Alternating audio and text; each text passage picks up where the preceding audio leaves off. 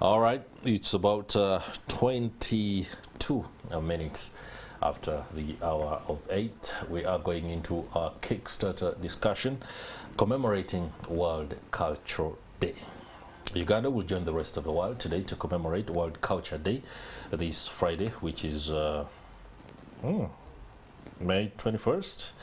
It is annually commemorated, and it provides an opportunity to create awareness in the public about the importance of culture in development, deepening understanding of the values of cultural diversity, and learn to live together. On this day, all state and non-state actors take stock of their activities in promoting culture and subsequently laying strategies for future action. Uganda, as a member state, has been commemorating the day since 1999.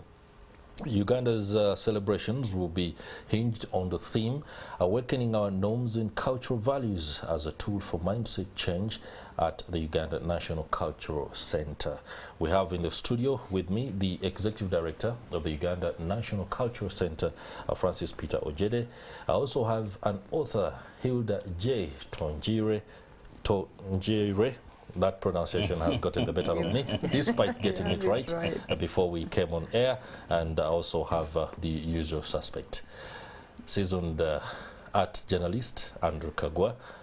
Gentlemen and lady, welcome to the program. Thank you. Thank you. Thank you very much. We appreciate it. The gentlemen, you'll forgive me. Let me begin the discussion with the lady. You're an author. That's amazing work. In line of World Culture Day, just bring us up to speed with your works. Good morning. I'm so delighted to be here. Thank you for giving us the opportunity to engage and We're delighted. Yeah, and to rethink our cultures, to rethink our values. And yes, I am an author. I have authored short stories. I've authored poetry. I have coordinated quite a number of writing projects in Uganda and in other countries, focusing mainly on women. And we've done a lot in terms of fiction and non-fiction. I work with FemRight, Uganda Women Writers Association. That's right. Which has done tremendously in contributing to culture through books, through works of literature, through interacting with students and speaking about the connection between works of literature and culture. Okay. It starts with language. That is right. It starts with language. And the ability Authors to put this language in writing, yes. so that some of these aspects, especially the norms and ways of doing things, can be taken on by the next generation. Yes. Okay. Yes. That's amazing. Andrew, have you read Miss Hilda Twongyeirwe's books? I'm very much acquainted with her work and even the person. Don't do a critical preview right now. We've talked a lot about both her work and the other projects that FemRight is usually part of. Because I know they do these book collections where there are many authors that are contributing, mostly female authors. So I'm quite aware of them. Okay. We actually have a lot of anthologies which have men as well. Because you realize that the space is so limited, and so you cannot limit it to only women. Yes, the women the dominant. yes, but we open up the space. All right. I strategically ensured that Francis Peter Ojede, the Executive Director of the Uganda National Cultural Centre, gives us a word that tells us what World Culture Day is, how Uganda is going to be commemorating this. I got a little bit destabilized during my introduction. May 21st. That's the That is epic. That is Sunday. Sunday, Yeah. What is happening today in light of the World Culture Day? Good morning, viewers, and thank you very much for hosting us. We want to appreciate everybody because today, as we sit here, we're looking forward to the 21st, which is the epic day when we celebrate the World Culture Day. But what we have decided to do is to try and make the whole week, particularly this week as we get to the World Culture Day, so that we can commemorate and we start celebrations. Today as we talk, you realize that the National Theatre, we have already, there's a lot of activities going on. There are performances that are going on which are really a precursor to the actual day. We also have exhibitions. A lot of exhibitors have already put their stalls, and that will continue until Sunday the 21st, when we have the final day, when we really do, because that's the day that has been set aside internationally as a day when we celebrate our cultures. And basically, the question you ask is, why do we celebrate? And I think the answer is, we're basically saying culture is a very important thing, that we need to keep reminding ourselves about it and say, yes, in the whole year we've been doing lots of things that promote our culture. What are they? So we'll also be able to take stock to see the good and the bad and the new things that we've brought in terms of our cultures. So we're able to look through in ourselves, in the mirror, and check ourselves and say, as Uganda, what have we done this year in terms of culture? Have we done anything significant? Have we just been doing the normal thing? Even if it's the normal thing, how have we done them? Have we been able to, you know, as you could later on realize, one of the things that we do in terms of culture is edutain. Have we been able to entertain people? Have we been able to educate people? Have we been able to make people understand more about the country, about what it is, about the culture? As you could see from our theme for this particular year, we're actually talking about reawakening our norms, values, and all this is when you talk of reawakening. Why are we talking about reawakening? We're saying, yes, it's there, but probably we need to dig deep and make sure that we bring it out, so that most of our hidden cultures and hidden values that we have can come out and people are able to appreciate. I'm saying this because you realize that in Kampala here, I could be a victim, you could be a victim, our children particularly. If you went to and did the statistics and find out about most of our children who study in Kampala, who were born in Kampala, and you ask them about the language, let's start from there, the basic. A lot of them don't speak the local language very well. And that is the base, as our colleague from Femright was saying. If you want to write a book, that's the basis. But then most of them wouldn't speak their native language very well, and that's the base. And if you asked them about some of the artifacts, some of the tools that are used by our people in the communities that ordinarily form part of our culture, they don't know it. They keep asking, what is this? So I think we have run short of trying to make sure that they understand, appreciate, and also know that, yes, this is where we have started. As much as we want to change, we want to move here, but we cannot forget about them, because sometimes they think it is not even there. So really we need to take stock, and as a country, we need to get to know exactly where we want to go, and then we'll be able to really reinforce. That's why we're saying reawakening. So what are the strategies that we can put in place to do that? That's why we really today we are saying it's just 1, 2, 3 days, but we still want to reflect and say, in music, what are we doing? What type of music do we have? What type of dances do we have? Have we maintained them? I come from Lamu, and there's some dances that today, the famous La Raka Raka. Yeah, some of them are not now being practiced. You'll be shocked to see they're not there, and yet you are there. And particularly myself, as a a leader in the culture sector, I sometimes feel ashamed because you go down and you find some of the things that you should be able to promote. Yeah, talking about feeling ashamed, there is a deep sense of shame for generations in Uganda today. The older generation, an inability to ensure that culture is entrenched. The younger generation, for a lack of interest in knowing what should be and ought to be. And Andrew, I'll be coming to you very shortly about the aspects of mindset. We are in a time when we are told the world is changing and we must be able to get in line with the global trends, yet there is the concern about maintaining the culture. But before I do, as you ponder on that and what you'll be sharing with us, allow me ask an author, when it comes to writing, you are able to document the thinking and the ways of life of generations. Yes. And without being overly critical, you must be able to see Uganda through 40 plus years. You know the culture, you know the challenges, and you've seen the evolution. What would you say ought to be done that has, for example, been altered, or what can be maintained, and how should we navigate this very, you know, it's not, I don't know how to describe the path, but it's slippery.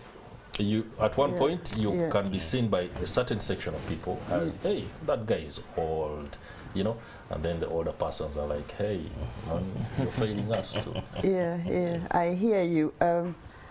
It's slippery, as you say, because in a way culture can't be, it can't be in a classroom.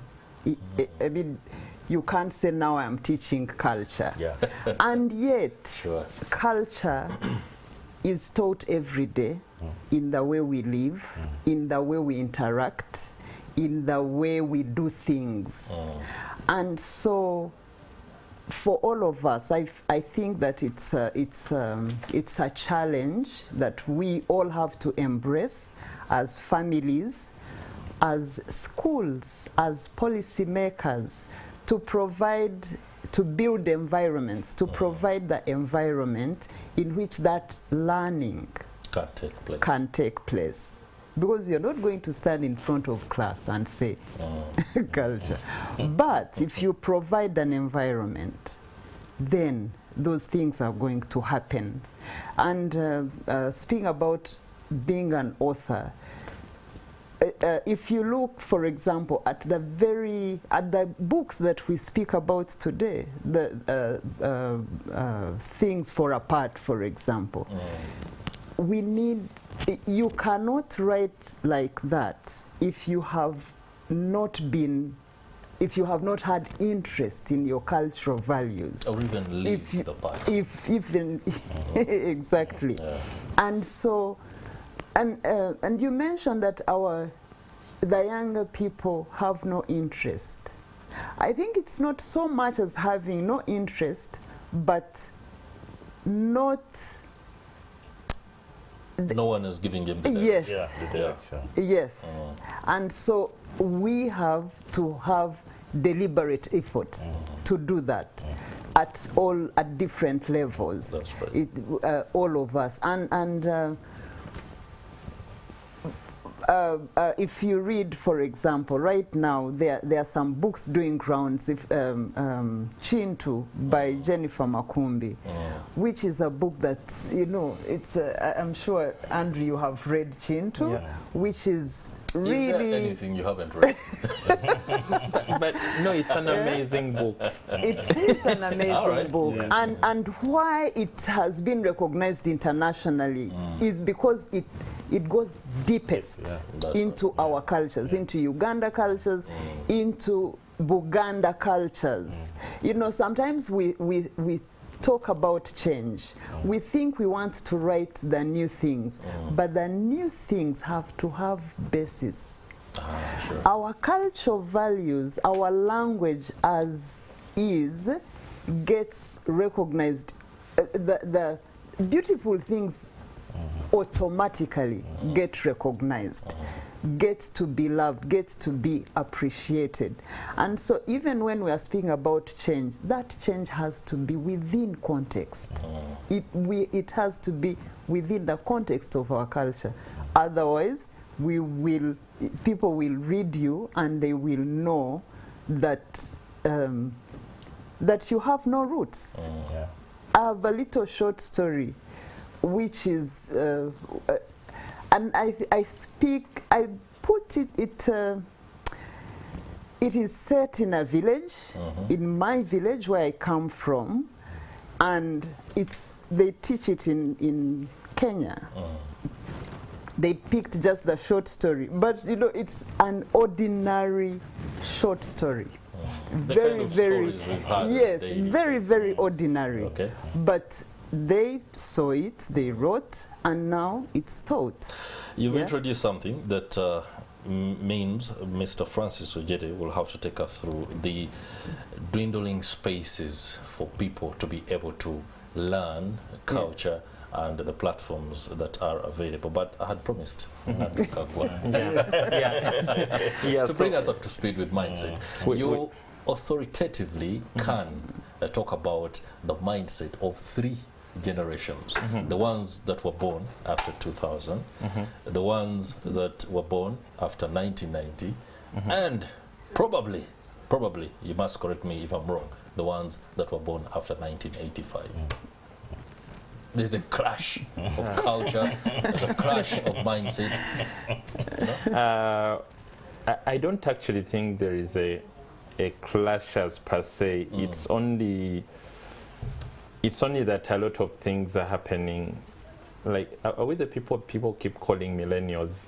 They are millennials, there's Generation Z, you know, X, and Y, the newest on board that understands the video game to be the ultimate. So anyway, I believe we are not clashing. It's just that it's just the way people are thinking about culture. When people think culture, they do not really notice that culture is just a way of life.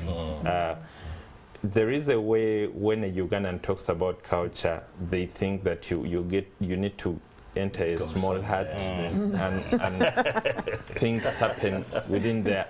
They just don't know that even me going to the cinema every single Thursday is part of culture.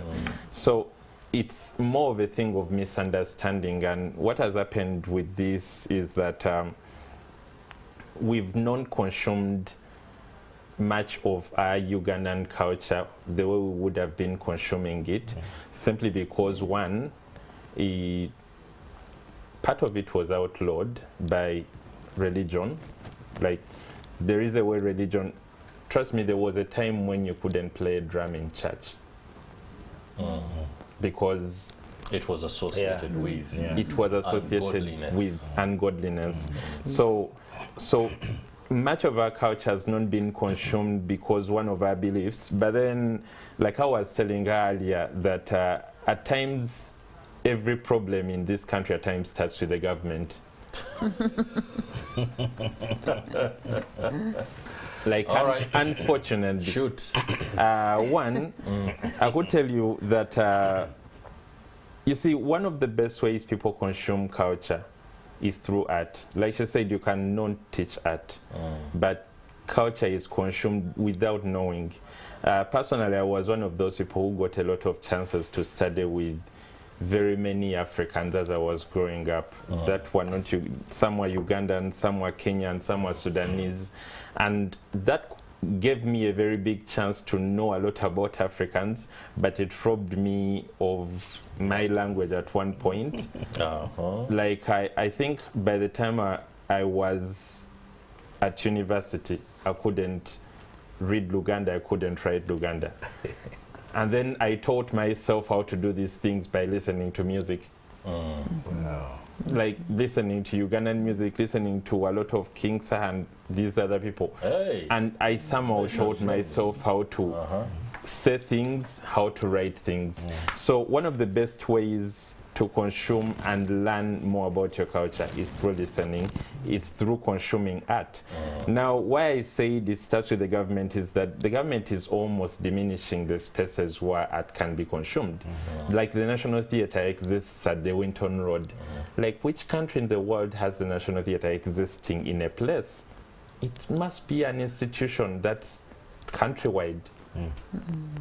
Like, which country has culture under a Ministry of Gender and it's just a table? Like, we have the executive director at the Uganda National Cultural Centre. So let me just stop you in your tracks and come to Mr. Ojede.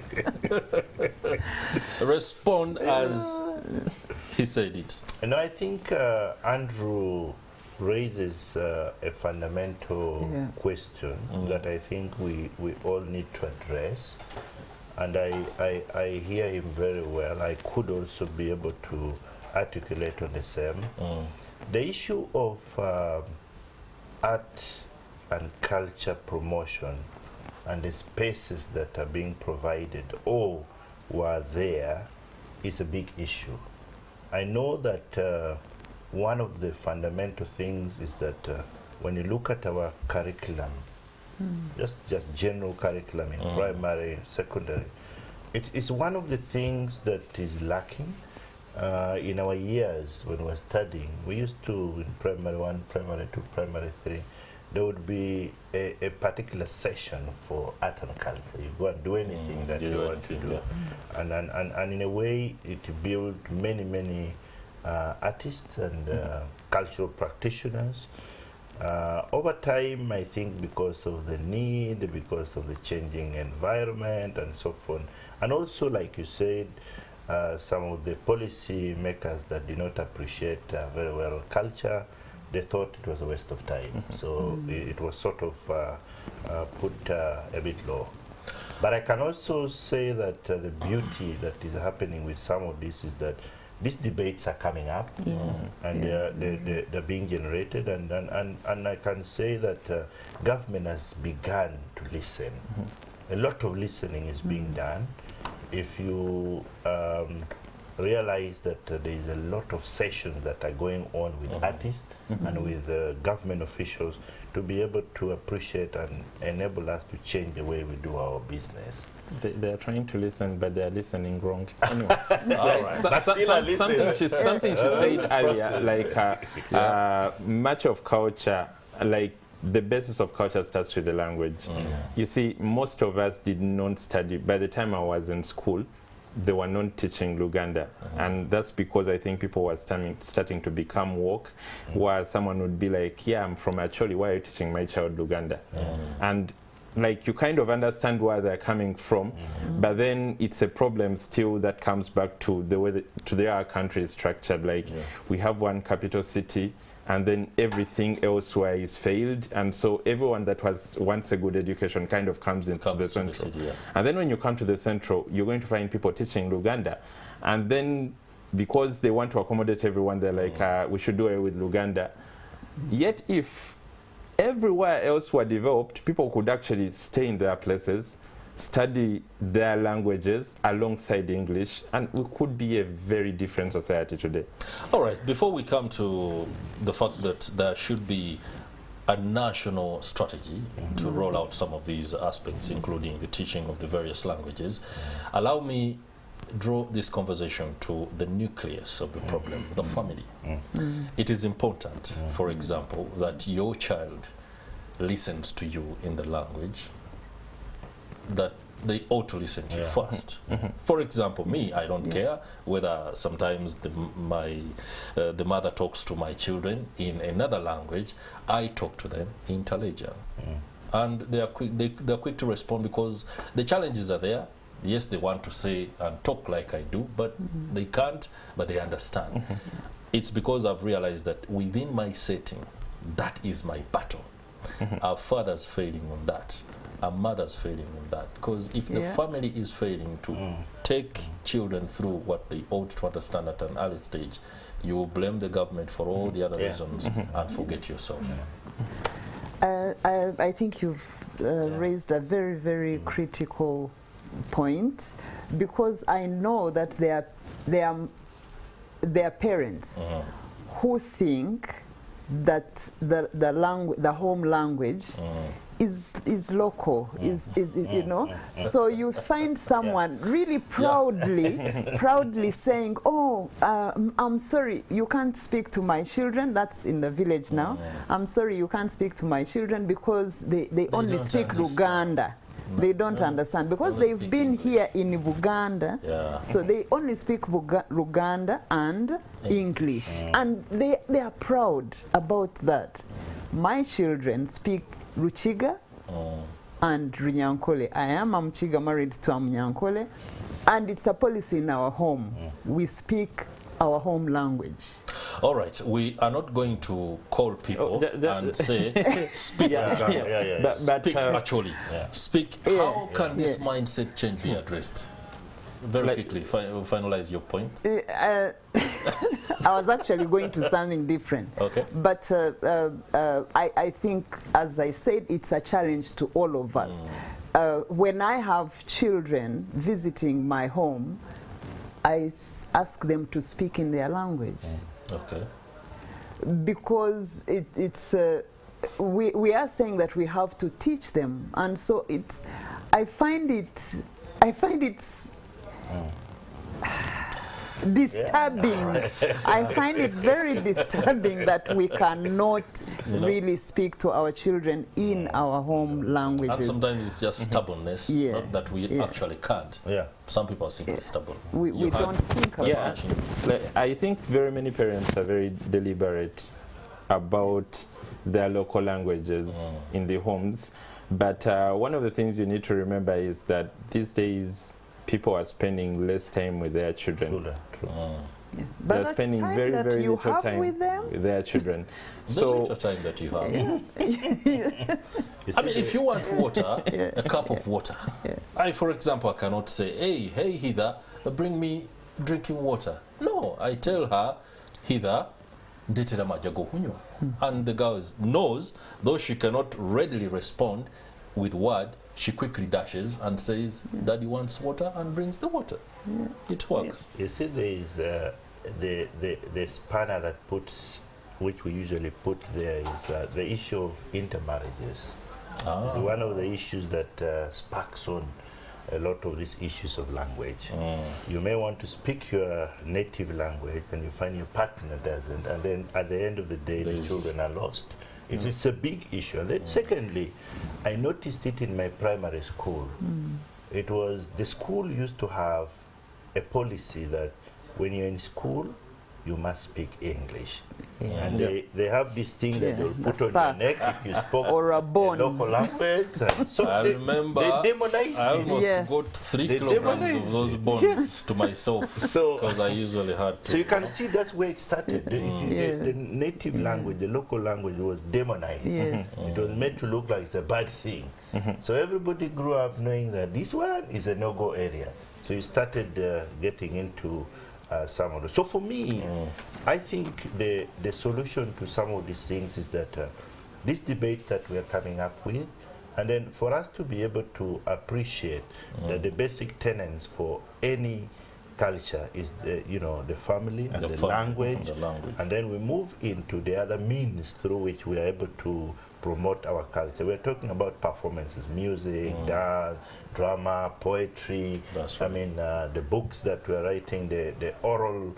So really, in terms of what we're supposed to do, I think there's a little bit of need for us to change our policies and also to be able to, for us, as I would say, we need to talk more. Like we're doing, because the more you talk, then the more people listen to you, because if you don't talk, nobody will listen to you. And then it raises an issue that I thought I would say about, we need to expand our mechanisms of reaching out. We have one national theatre, like you said, but we need regional centers. Actually, we need regional it's not that every region must be as developed as Kampala. I think making sure that every region has these centers is a starting point. It's a starting point, and we've made a call to government. We've made proposals. We've even made budgets for this. we hope that this year government will be able to provide, at least even if we start with one. Okay, I'd like to make a small comment. Okay, 30 seconds. Yes, very linked. He talked about having a desk in Ministry of Gender. I think the fact that the culture, as different aspects of culture are scattered over 5 ministries, and so there is no one really taking care of the aspect of culture. And last week we had a meeting with the Prime Minister requesting that they centralize. They bring all the aspects together, and therefore thank you very much, Hilda J, Twongyeirwe, for that very last insightful information. One thing I can agree, and I'm sure everybody else does, is that discussing culture will take us generations. It's true. Just like it does take culture generations to form. Andrew Kaggwa, thanks for making it again. And thanks to you too, Hilda, Twongyeirwe, and as well as Francis Peter Ojede, the Executive Director at the Uganda National Cultural Centre. As for you out there, speak your language at home and ensure that your children can be able to learn. They can speak the English at school, they can speak the Luganda or any other language during play with their mates around the estate, but ensure that you communicate. Also agree with your partner. The fact that if you're from Butaleja and your partner is from England, you agree on the language and how it is going to roll out. That is the essence of family, because it is the foundation of just about everything that we get up to as a society. Let's now go on the ground. Our man Stephen Mbide is standing by.